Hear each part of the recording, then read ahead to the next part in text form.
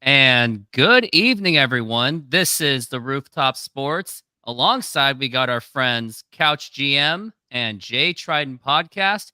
Here we are going over with some Mariners talk to discuss how spring training's been going, bullpen injuries, and many, many more.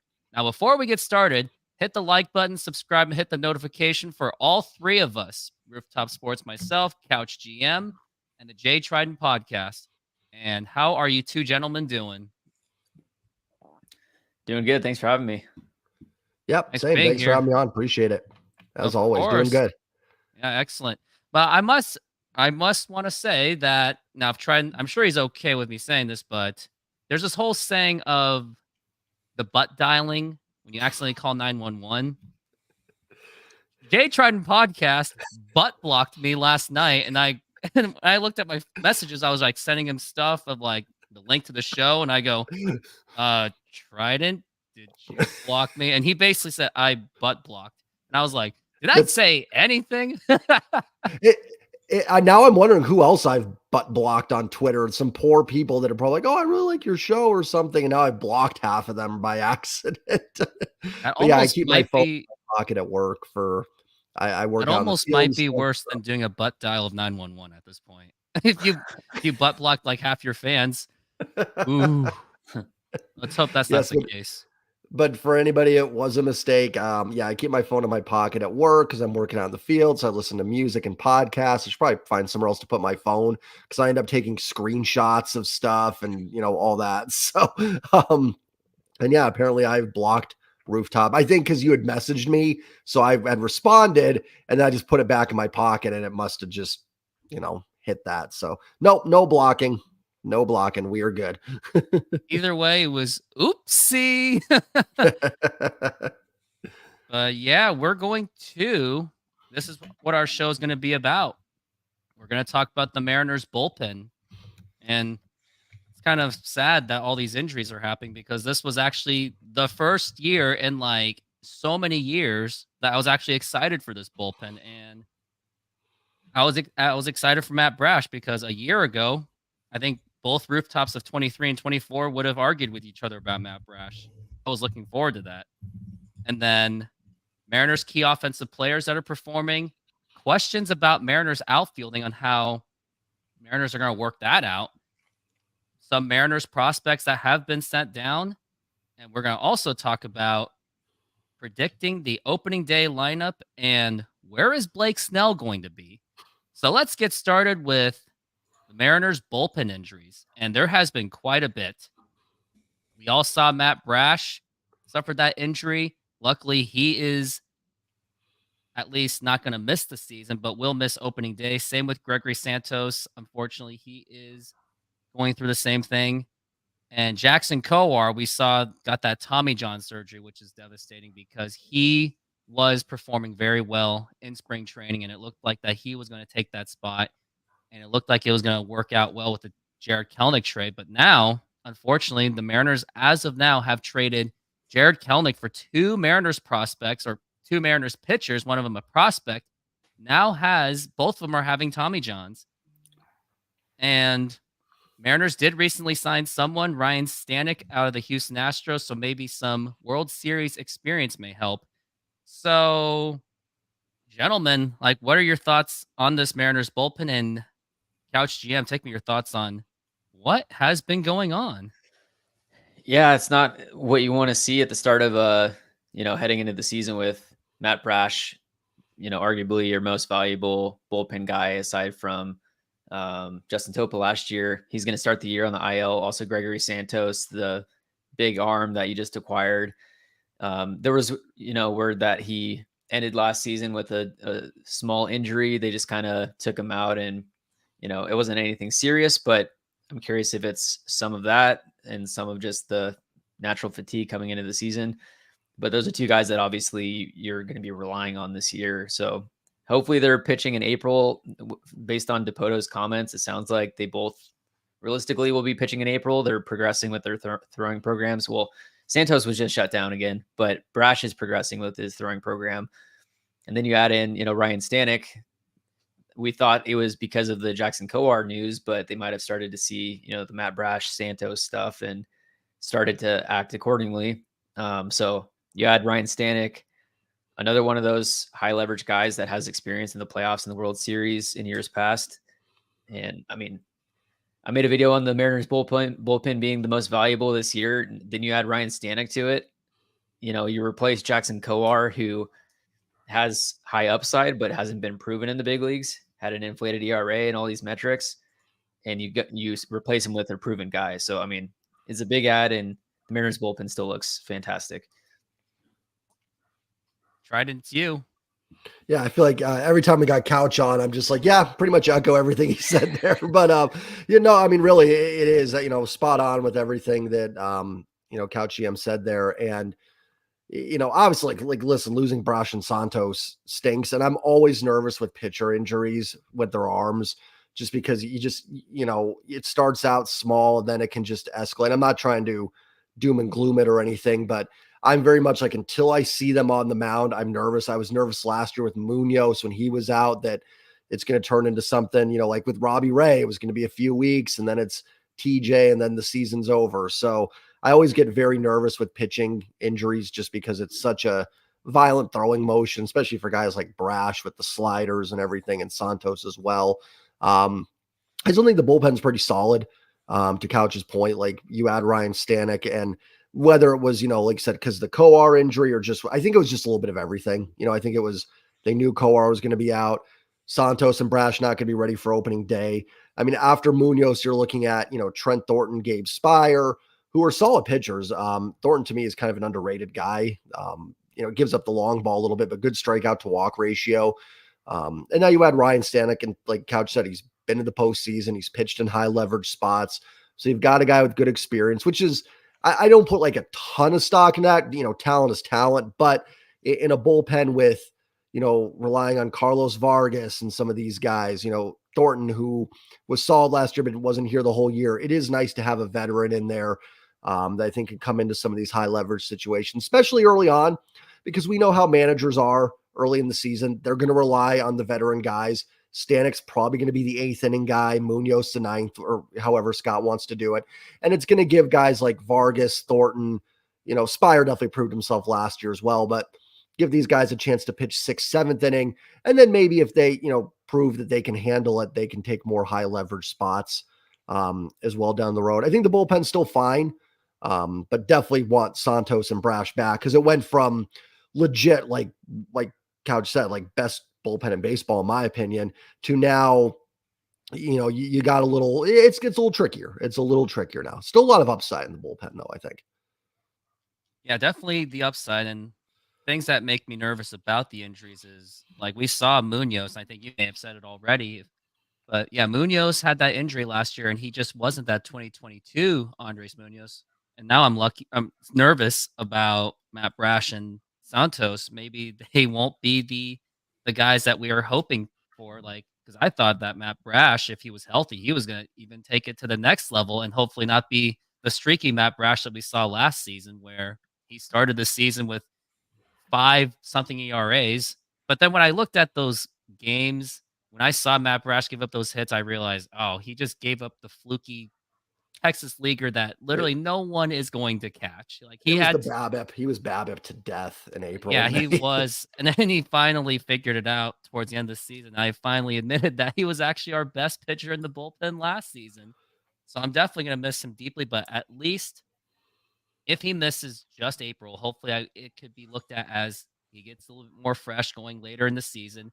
Mariners have an opportunity to experiment whoever has been in the spring training, hopefully, to see who can actually contribute, which begs the question of, who do you guys think could take those last 1 or 2 spots? Like, names like Carlos Vargas has shown up there. And when I look at the depth chart, they're saying that Austin Voth is the other guy. Like, has anyone got ideas of like who could be the last 2? I mean, at this point, maybe Vargas does get that shot, maybe reluctant, because I looked at his numbers. He's quite a streaky guy.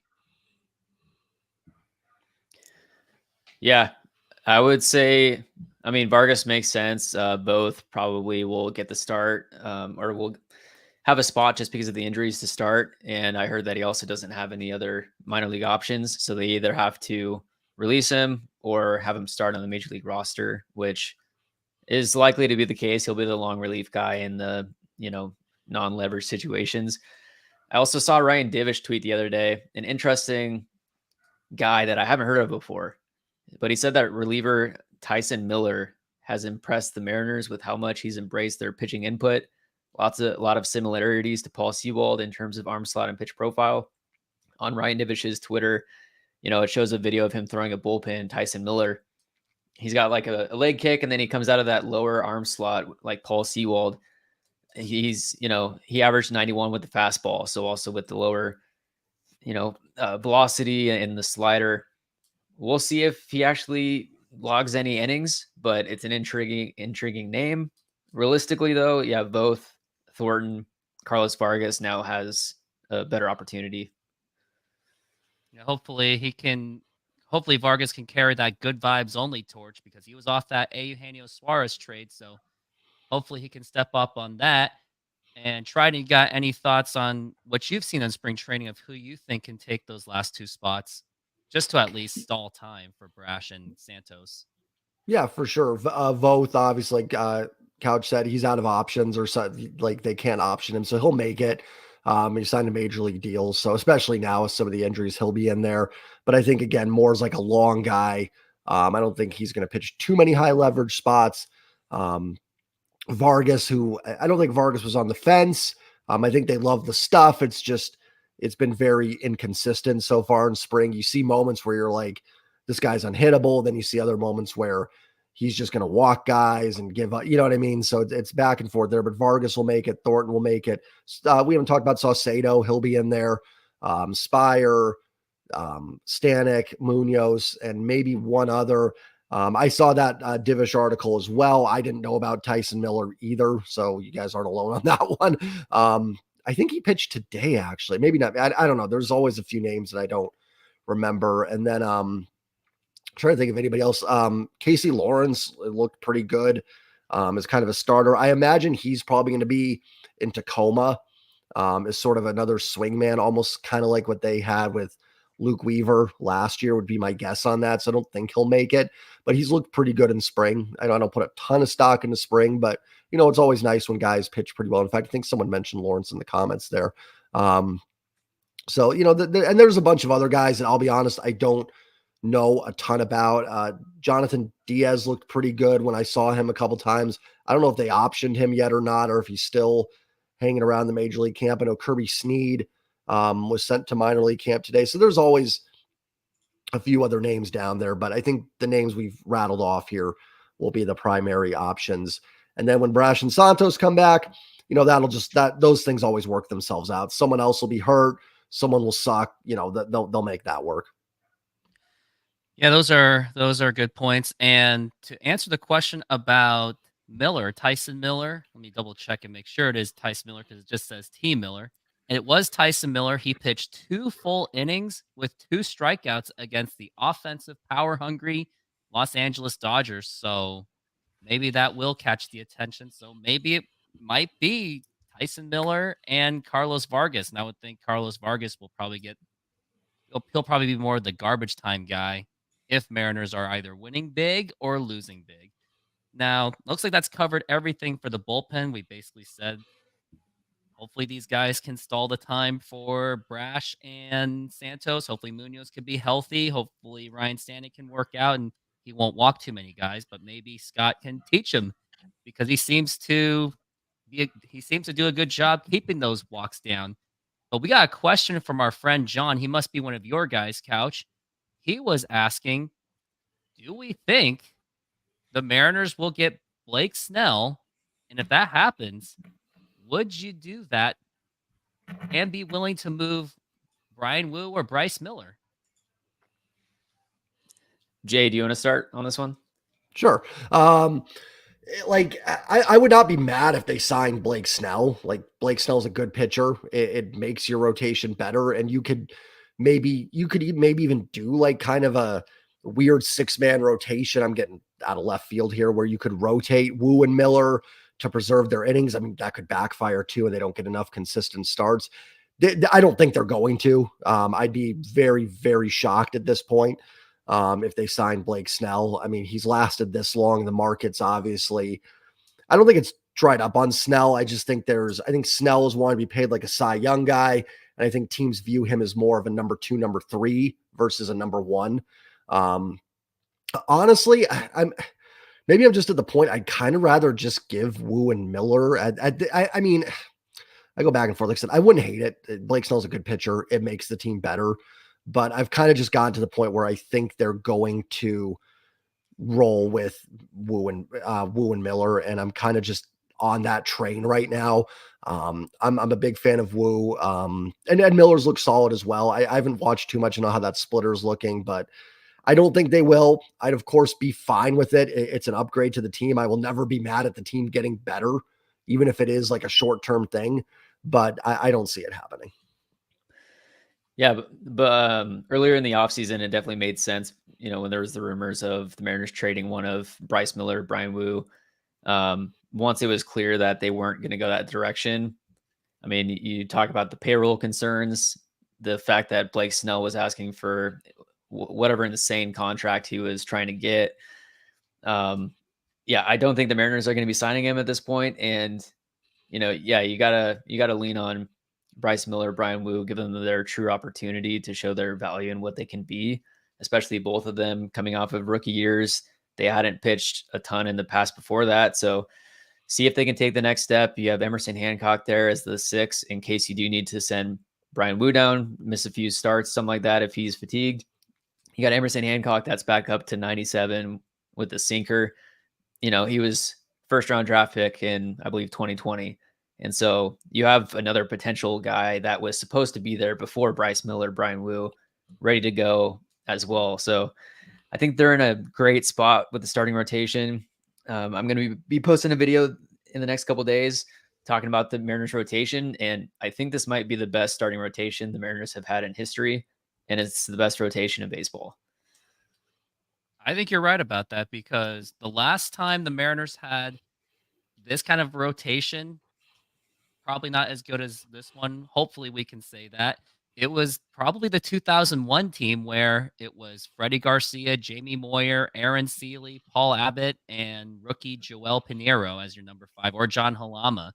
So I think the upside is certainly there that this one could be the best bullpen or best starting rotation in baseball. And if everyone's healthy for the bullpen, this could maybe surpass the 2001 bullpen. And it's pretty unusual for me to say that, because I'm the biggest bullpen critic in the entire Mariner fan base. I will admit that.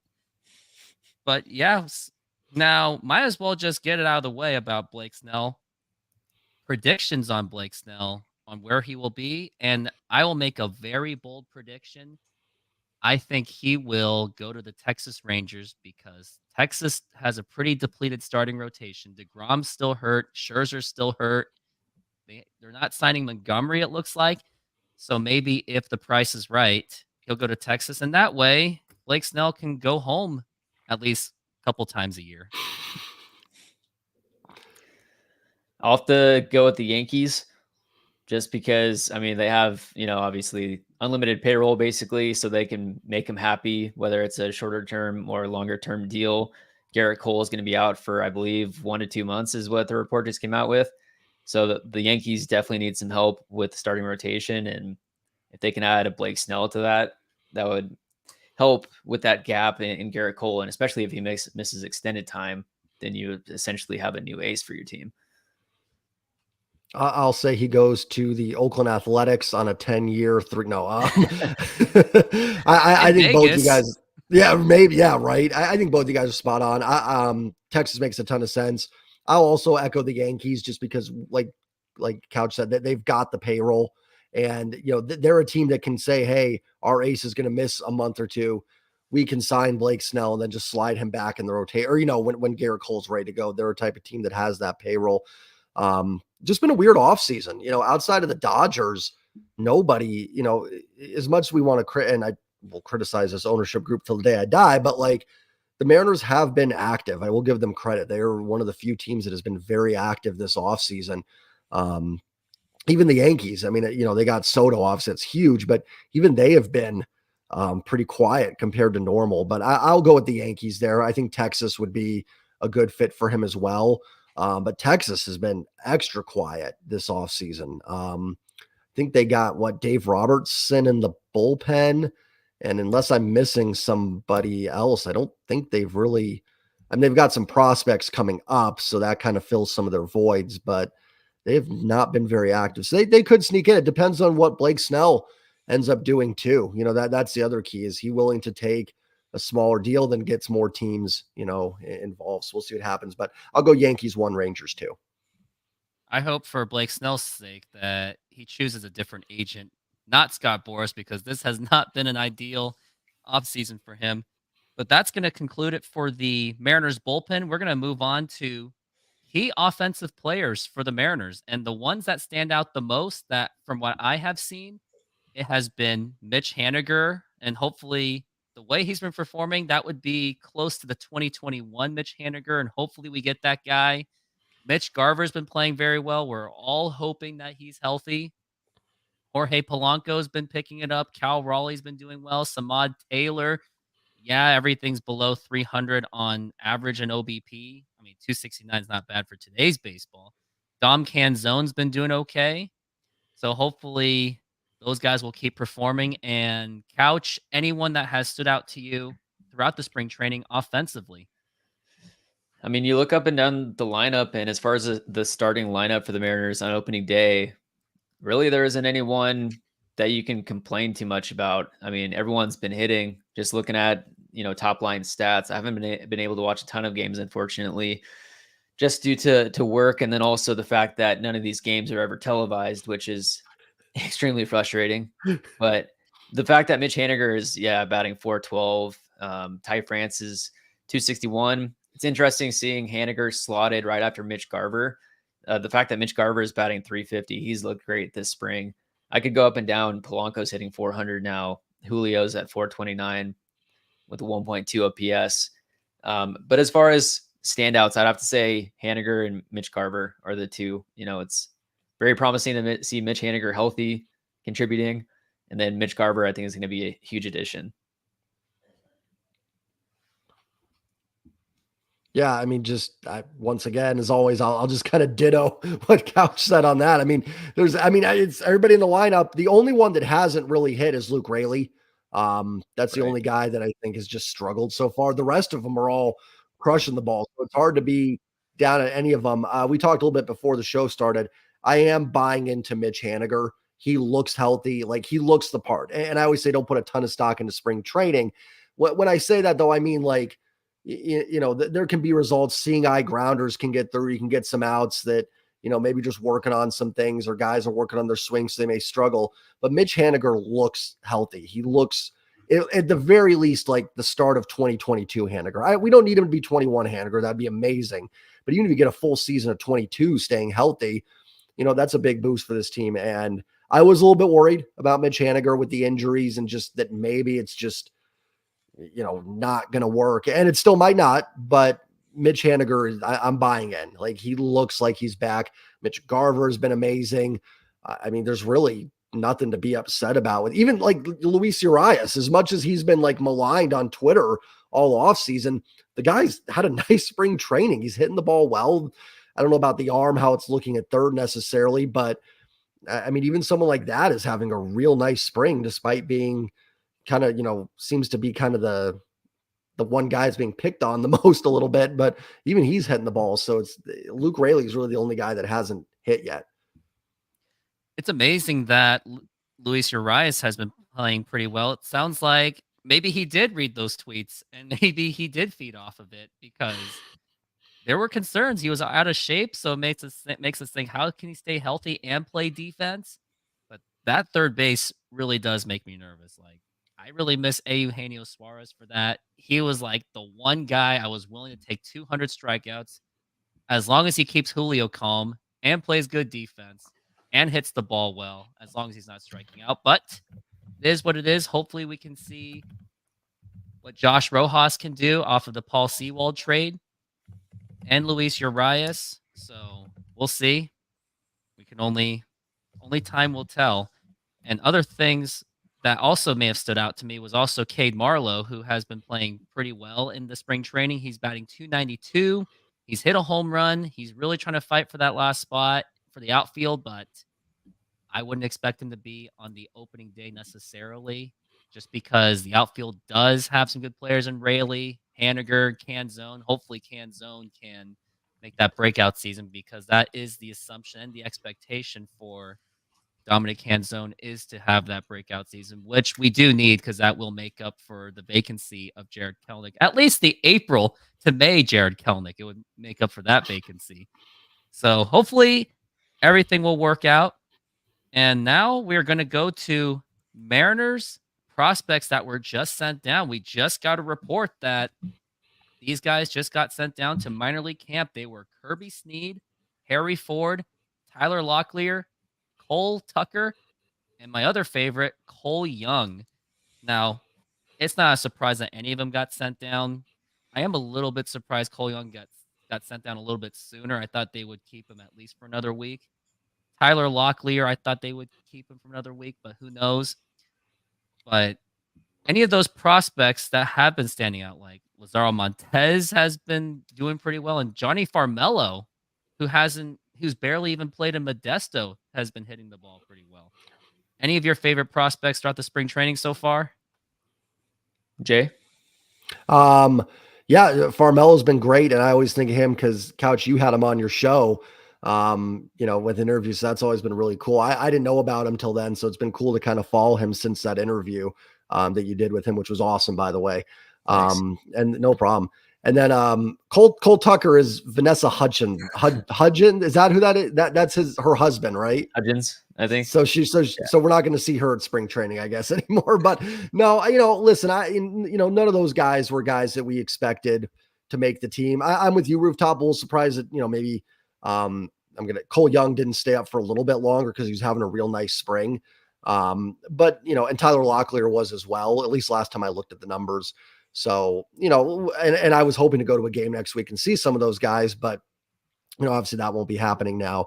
But nothing surprising there. None of those guys are going to make the opening day roster, but definitely kind of the first wave of like bigger names to be sent down a little bit. We're starting to get now, like Michael Chavis the other day, guys that, maybe had some chance to make the roster, or the bigger prospects starting to go down. So we're starting to get closer to the opening day, 26 here.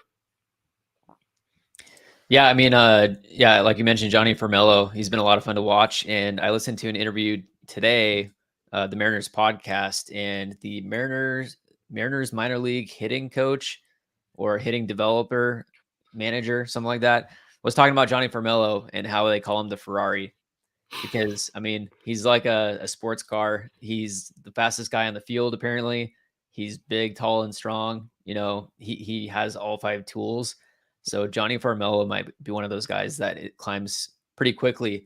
But the Mariners bats in their farm system look very promising. They're up and down the board. Cole Young, the fact that he's 20 years old right now, he's going to be 21 at some point this season. You might see a 21-year-old Cole Young playing third base for the Mariners at some point this year, which is insane. We'll see how much the prospect promotion incentive pick delays teams, until waiting for the next year opening day. But Cole Young can come up and contribute and be a solid bat and third baseman. Tyler Locklear, one of those two guys is going to be playing third base for the Mariners at some point later this year. So just that general group, I think, is really exciting to see. It really is. And it's really nice that they got some game time in spring training. And we can all agree that, again, if only the games were on TV, because there were a couple games I was thinking, like, my schedule lined up with the whole don't quit your day job thing. And that one day, it wasn't even on TV, and I was crushed. But I heard on Friday there's going to be a prospect showdown between the Mariners and the Padres on Friday. So if you somehow have a TV somewhere around you, tune into that. Now, I was looking up Cole Young on his position experience, They said mostly shortstop and second base, but maybe he'll adapt to the hot corner. And Couch GM was blacked out. Okay, there you are. My camera shut off. Every 30 minutes, I have to click the button. Nice. But yeah, maybe Cole Young can play that third base. I think he should if he can play shortstop, because we saw A-Rod go from shortstop to third base. We've seen Cal Ripken go from shortstop to third base. So anything's possible. Now for Tyler Locklear, I saw that he was once a third base. I think because of that injury that he had last year, I think they may keep him at first base unless something drastic happens with like the third base pretty much goes to where. So we'll see about that. And I must read out all the prospects, top 5 that we are seeing.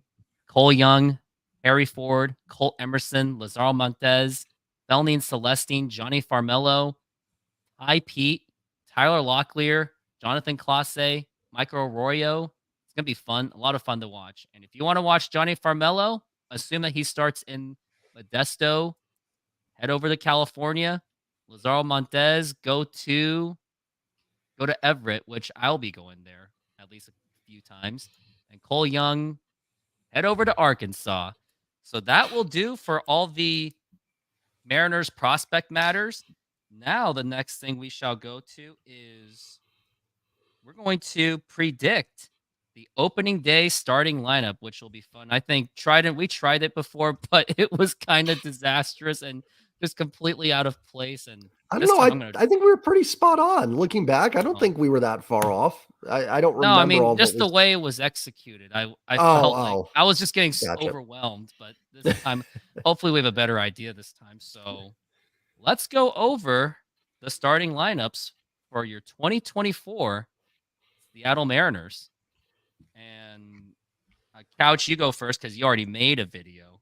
Now, I guess we can make 2 of them because there's going to be a lot of platooning matters. So let's just do that. Yeah, I mean, my initial lineup, I had Haniger in the Canzone. I figured that Haniger and Canzone would be the platoon in right field. As so far it's been Canzone starting in left, Haniger in right. We'll see if Luke Raley, because I mean, after the Luke Raley trade, I started looking into everything, was super high on him. One of 10 guys with an 80 in the 80th percentile or higher in barrel percentage and sprint speed. Potentially one of the underlooked power speed threats. So Luke Raley has a real potential high ceiling. Dominic Canzone apparently came in with 15 pounds of muscle added this offseason. So he's been looking solid. But as far as the lineup, the top half is going to be, is what it is, what it's been in spring training. JP Crawford, Julio Rodriguez, Jorge Polanco, Mitch Garber. And then I had Luke Raley after Mitch Garber at the 5 spot, but Mitch Haniger has been batting 5. So I don't think there's been a lineup yet with Cal Raleigh and Mitch Haniger in there, or at least like a fully built out lineup. So I'm curious if Cal Raleigh is going to be batting after Mitch Garber, or if it's going to be Mitch Garber and then Mitch Haniger and then Cal Raleigh. But it's going to be some combination of, Mitch Garber, Haniger, Cal Raleigh, then Ty France. And then you got the Canzone or Luke Raley, depending on who's playing outfield that day with Haniger. And then Luis Arias, Josh Rojas will round it out. So really curious to see how they use Luke Raley and Dominic Canzone. And answering John's question on if we think Mitch Haniger will be playing just 3 games a week.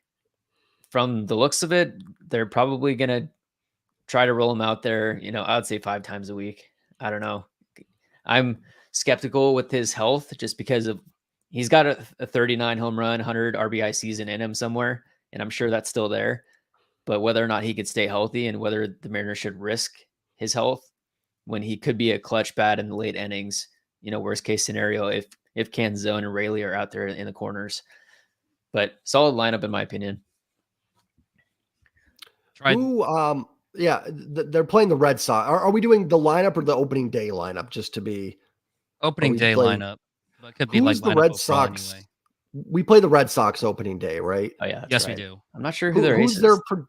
Giolito's out for the season.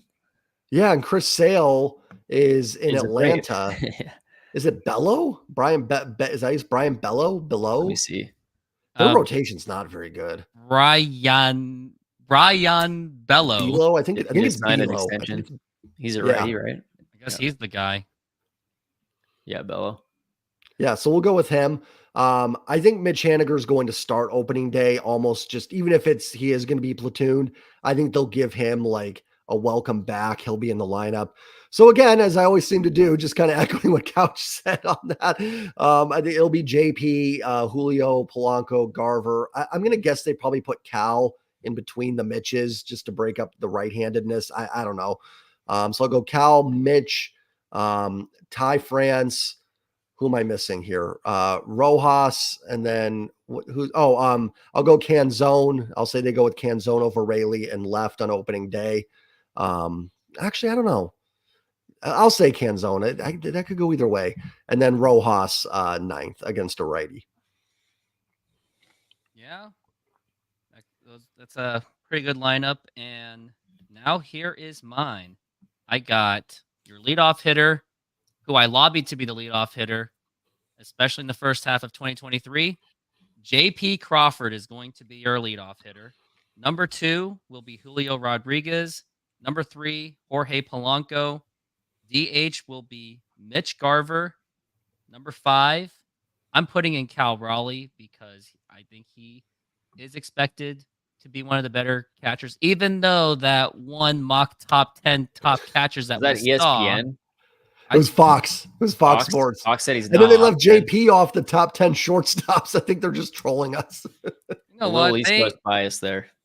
You know what? They need that. They need that motivation to prove the haters wrong. So that's why I expect Cal Raleigh to be number 5 because he wants to get up there as soon as possible to hit the ball and say, you guys were wrong about me. Number 6, Ty France. And yes, do not put him as number 3, no matter how fit he is, no matter how much beer muscle he's gotten, how much he's lost weight, because no matter what, that guy can still hit into a double play. Let's not do that. Number 7, I'm going to put in Dominic Canzone and / Mitch Haniger as the platoon guys. And hopefully we get the healthy Mitch Haniger. Number 8, Luke Rayleigh, only because his spring training has been a little bit lacking. So I think maybe they're going to start him at 8, and then he'll work his way up if he gets to that 2023 Luke Rayleigh that we are looking for. And then number 9, Josh Rojas and Luis Urias. That's the position I am probably the most nervous about other than the Mitch Haniger position. But at least we don't have 2019 Ryan Healy at third base. I remember just watching him was like, no, I don't want to watch that again. Luckily, we didn't have to for so long. How many days a week do you think Mitch Haniger will play in the outfield?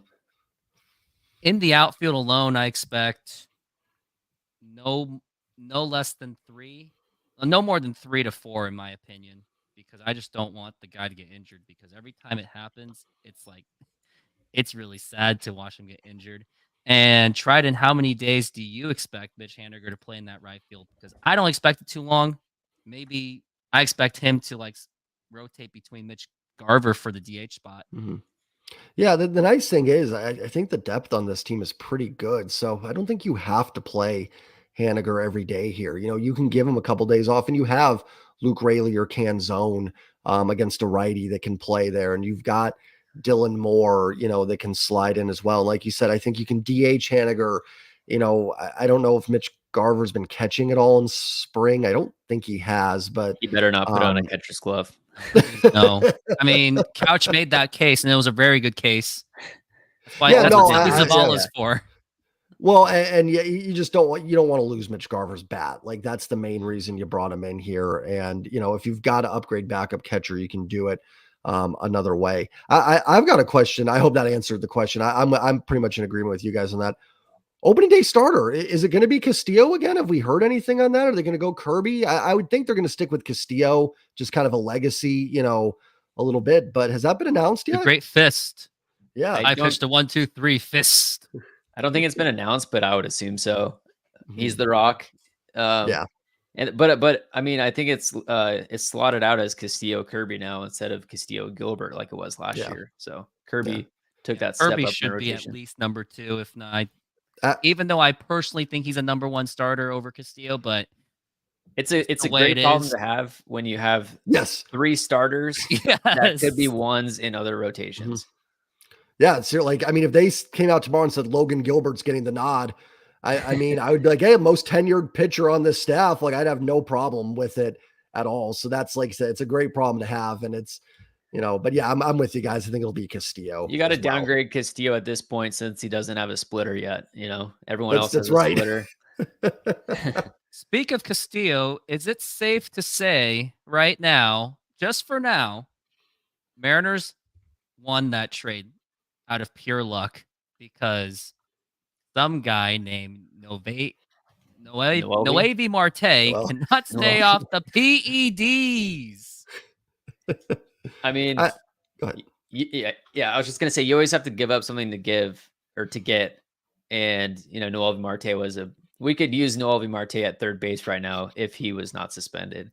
We could, that would be a great guy to have right there. But you added an ace to your rotation heading into that final stretch in 22 to break that playoff drought. I mean, that was worth every penny. Well, another reason why I remember when I first saw that trade, I was at Dairy Queen getting some ice cream with my friend after hitting baseballs. I saw the trade. I go, whoa, what is going on? I saw Noevi Marte, but then when I look at the prospects, I was like, okay, we still have Cole Young. We have Felly and Celestia on the way. Okay, I'll let it slide.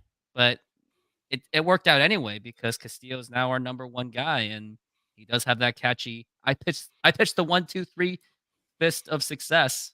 So.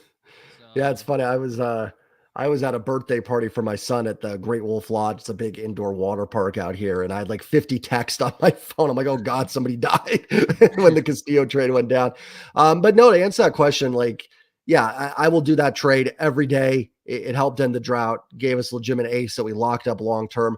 I did say at the start of that trade, I don't know if I made a video on it, but I did say, like, it wouldn't shock me if we look back in that trade in 20 years and the Reds get more WAR at wins above replacement level out of that trade. They got the more long-term pieces with Marte and who else was in the trade that Edwin last year? Arroyo. Edwin Arroyo wasn't. Levi Stout, who's now back with the Mariners. Yeah, back in the Mariners. I always mix up who was in the Winker Suarez trade sometimes in the Connor Castillo Phillips, trade. Brandon Williamson, all those guys. Yeah, exactly. So I miss so many Reds that were ex-Mariners at this point. I know. I just put those trades so many together deals with each other. Ken right, Griffey for Mike Cameron. But that was a trade that it was meant to. It's doing what it was meant to do from the Mariners standpoint. The Reds side is still wait and see. I wouldn't give up on Marte. He's still really young. He made a mistake. Hopefully he can rebound from it and he'll be back out second half of the year helping the Reds. He looked really good last year. So I still wouldn't be down. It's super disappointing if you're a Reds fan, but I still wouldn't be too down on it. I think I really do think it was a win-win for both teams. I think both teams made out well. And I think both teams are going to look back on that trade in 10 years and say they'd do it again in a heartbeat. I guess, yeah, those are great points. And I did look at Marte's numbers, and I'm thinking, yep, he should be a new superstar in the making, but we won't find out until 81 games later, I guess. So now I wanted to go back to Mitch Haniger now. Injury concerns all aboard. And plus, he's always had the most random injuries as well. But one thing, if it makes anyone feel better, Mitch Haniger is healthy statistically every 3 years since 2018. 2018, the All-Star season. 2021 nearly hit 40 home runs. And now 3 years later, 2024, could it be? It's like I'm the Giants on that wood. Like the Giants, every even year they win a World That's Series. right. With Mitch They Haniger did from 2010 to 14. They should have won in 16. Oh, so maybe if 14 was the last Giants championship, could 24 then be the last Mitch Haniger run? If that's the case, Mariners, you better win a World Series this year. I want a World Series with Mitch Haniger healthy because I don't know what is going to happen after that. Also, just worth noting, looking at Mitch Haniger's career splits, I was curious if he does hit lefties better.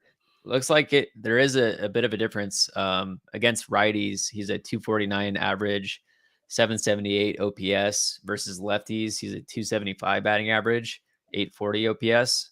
So about 50 points, actually 60-point difference with OPS against lefties. So if they do decide to platoon him, and assuming that there's more righties, obviously starting pitchers, then the lefties and Rayleigh and Canzone would get more at bats over Haniger. Yeah. So just an Speak of Rayleigh, yeah. we got a question from a fan. Thoughts on Luke Rayleigh? Like, we didn't really touch on him a lot, other than the fact that spring training performance kind of stinks. But what are your thoughts on Rayleigh? And I assume that he'll play left field because I think Canzone and Haniger plays right field. But should we be concerned about his spring training woes going into the season? Jay? I'm not concerned about the spring training. It is like everybody else is killing it. Someone's got to be the one guy that doesn't have the good spring. I'd be lying if I didn't have some concern, because second half last year he did drop off a little bit from his first half. Still really excited about Luke Rayleigh. Couch touched on some of the things earlier with the barrel rate, the sprint speed, a really sneaky good athlete with legit pop. I'm really excited for Luke Rayleigh. So I'm not worried in terms of anything this spring. I mean, at the end of the day, what are we looking at? 25 at bats. I mean, that's 4 to 6 games equivalent to a season. We would never look at a 5-game stretch for someone and be like, get them out of there. So, not worried about anything in spring. I do have some, like I said, concern just a little bit based on last year and how he dropped off a little bit. But I am overall very excited for Luke Rayleigh. I think he's going to be a solid addition and can't wait to see him out there. I mean, no matter how he does, it is, as of now, it is exciting that and amazing that the Mariners did get Luke Rayleigh off of Jose Caballero, where in the beginning of last season, we didn't even know if he was going to amount to anything. Well, he did. He got the Astros to have Caballero live rent-free in their heads. But other than that, he didn't really amount to much. But the fact that we got Luke Rayleigh out of it, I'll take it, unless the Rays do develop him, which they do a good job with hitters. Yeah, for me on Luke Rayleigh, I don't take too much weight on the spring training. I mean, you could say the same thing about Jared Kelenick's spring training this year. He got his 3rd hit, I believe, today. So Kelenick's at 088, Luke Rayleigh somewhere around there right now. I mean, his ceiling is extremely high, as is Dominic Canzone. Luke Rayleigh, if you look at his first 2 stints in the major leagues in 2021 with the Dodgers, 2022 with the Rays, batted 182 and then 197 in 33 games and 22 games. And he's talked about in interviews how he just wasn't getting consistent at bats. And, he was called up to the Dodgers. He would be up there for a little bit, was sent back down, called back up, sent back down, and he would crush in the minor leagues. But then once he got to the big leagues, he wasn't able to make that adjustment. So with both Canzone and Rayleigh, you have to give both of them enough plate appearances to be able to actually take that next step. And so my only concern is that they don't get enough at bats. That's where I more so lean towards starting those guys over Haniger. I understand his potential and his contract and all that stuff, but keep Haniger healthy, especially for the stretch down, towards the playoffs. Let Rayleigh and Dominic Canzone get their feet under themselves and pick up steam, and then see where things are at. Yeah, that's a good point, because I mean, I think we all would agree that Haniger would probably have the more limited role, just because, like you said, let's have him healthy for the playoffs. And speak of playoffs, I'm just hoping we survive April with our bullpen health woes. So let's. I mean, if we can get through April with the bullpen not doing too bad, I will be more than happy about that. And then we got our friend Dixon, must be a couch fan. Who spends the most time at DH? What if Rayleigh, Rodriguez, Haniger works out for a 500 plate appearance each? I'll say Mitch Garver spends the most time at DH. I think Mitch Garver's your DH. Put him there every day. He's gonna stay healthy because he's not catching, as I've said in the past. If you have Mitch Garver out there just crushing fastballs, another video, his player profile, he's been statistically the best fastball hitter in baseball since 2019 when you take out 2020. by weighted on base average. So when he's in the lineup, he crushes fastballs. He hits breaking balls, obviously. He's going to be the DH. Keep him there. When Haniger's not in the field, just give Haniger a full off day, unless you use him in the later innings. Yeah, I think we're all going to agree it's going to be Mitch Garver and maybe a little bit of a rotation of Mitch Haniger as well. So the Mitches will probably own that DH spot unless weird things happen throughout the season. Now, we're pretty much about to conclude. We're almost 10 minutes to spare, I will say, but I think we may end it. And before I go, Mr. Dixon, yes, thanks for subbing to us all, and make sure everyone else sub to all three of us. Now, my final question to everyone, including myself: when will be your first Mariners game to go to of the season? I am going to try to go to either the Eugenio Suarez homecoming or the Jared Kelnick homecoming.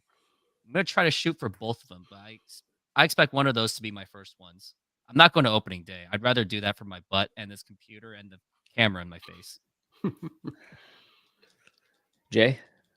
So yeah, you guys know I'm not in Seattle or in Washington, so I'm going to try to get to at least one spring game in the middle of a move, so that's going to be tough. And then we are planning, the annual family trip to Disneyland. So I'm hoping to do that maybe while the Mariners are in Anaheim, and then go to a game down in Anaheim. Unfortunately, they won't be in Arizona this year. They were here last year. So, and then maybe I'd love to do like a trip to, did the Mariners go to San Diego this year? I'm assuming so. They go to San Diego every year. Seems like they do, yeah. I don't think they did this year. They were in Seattle this year. No, they did. They did both. They do it twice, too. yeah. Yeah.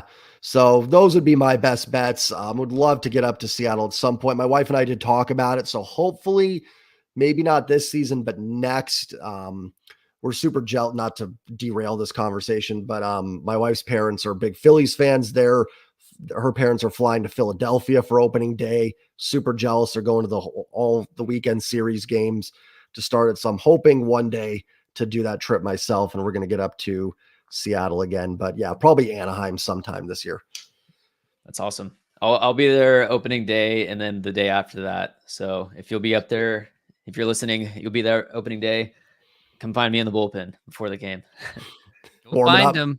Yep. And if you're going to be looking for me, I will be doing my own play-by-play here, possibly with the Trident, and that's why I'm itching for that day. It's like, because opening day for us, it's like our Christmas and our Black Friday. Oh, I love opening day. I just like 9 a.m. I'm going to be putting my earbuds in and listening to some Royals Tigers or something at 9 in the whatever they're playing. I cannot wait for opening day. It's like a kid in a candy store with all the baseball going on. I can't wait. I'm probably going to play the Dave Niehaus Welcome Back baseball on repeat throughout that entire day. So that's what I'm also looking forward to. Welcome back baseball. Yep. So that's going to do it for the show. It almost reached an hour. But with 7 minutes to spare, let's give ourselves 7 minutes out of here. So thank you very much for being on this show. And remember, subscribe and like and comment on all three of our videos, channels, everything, so we can all grow together and be the mainstream of Mariners content. And everyone, thank you for watching. Thank you, Couch, for being here, especially taking the time, considering that you have a huge video to do in the next 2 days. And Trident, as usual, thanks for that butt blocking, and thanks for being here. Anytime. Hopefully no one just heard that line and wonders what the heck we're talking about. So. Maybe I'll explain it later, but yeah, thank you both. Appreciate you. Yeah, thanks, guys. Thank you. Of course. Have a great night. Go Mariners.